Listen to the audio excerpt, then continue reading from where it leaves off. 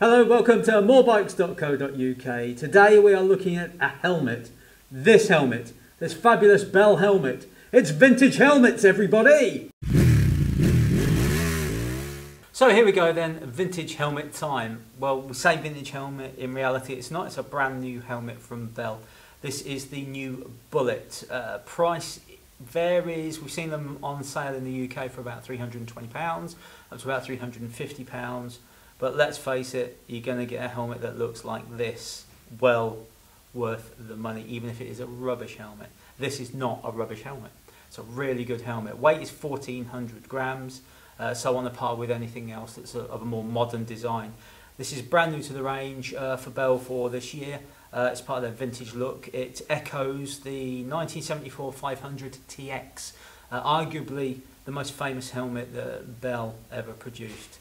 The Bullitt can have a black bubble visor, a plain black flat visor, a clear bubble visor, or a clear flat visor. As you can see, I've gone for the black bubble visor. This is my helmet. I absolutely love it. I've done a few miles in it, in the dry and in the wet. In fact, this one, you can probably see on the table, is still sopping wet from the last ride I went out on it. But it's superb.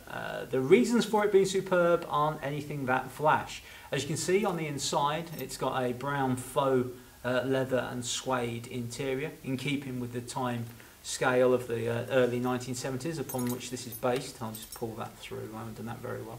Excuse me. So that's the interior. It's comfortable, really comfortable, no problem at all. I have fractured my skull in the past and have a bit of an issue with helmets sometimes against my forehead, which I know a lot of people out there do as well. No issues with this at all. Right out of the box, lovely, really nice to wear.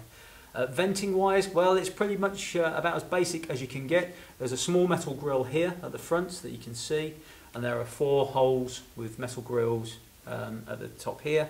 The venting is taken care of a small slit that's raised up out the back. You can just see it there. The small slit there is where the air vents out of. The visor mechanism is pretty crude by like the Shoei Spirit 3 standard, or the Arai RX7, or the Shoei or the Shark Pro Race Carbon. It's a screw. It screws in, it screws out. It's as simple as that. You screw in the bolt or screw out the bolt. This plate comes off. The visor sits on top. Plate goes back on. Screws back in. And that's it. There's nothing really else to tell you about this helmet. They've got a lovely little touch down here. This is magnetic. And holds the visor in place. The visor slots up, goes all the way up, which is the only way to have it when it's open. Is this cool? It goes all the way up there, leaving your face completely exposed. Obviously you wouldn't ride like this, but you know, for walking around paddocks or outside the local chippy, pretty cool. Or the bike shed, or Tobacco Dark, or where the hipsters hang out, also pretty cool. If you want to secure the visor in position, you just pull it down. As you can see, it's sort of 3 position, and it's seals in place, and the magnetic catch, latch, call it what you will, this little leather fob just sits into position. The visor doesn't seat particularly tightly around the helmet, but you know what? It doesn't matter, because up to 80, 85, 90 mile an hour, this helmet, believe it or not, is a joy to use. It's a really weird feeling. If you're used to full face helmets from the modern era, well, you know, from the 80s onwards, or that type of thing. It's a really weird feeling to wear this, because the visor opening is so big and the chin bar is so small, it actually feels like you're not wearing a helmet at all. It feels like your face is totally exposed.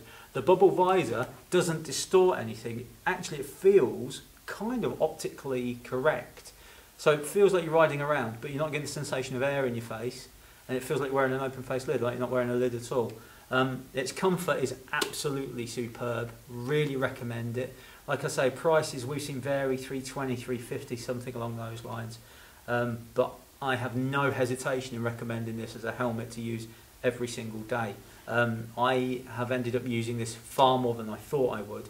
I thought I'd get it, you know, for the custom bikes and stuff like that we ride. But it's rapidly become one of my favourites. You can contact the UK importer direct.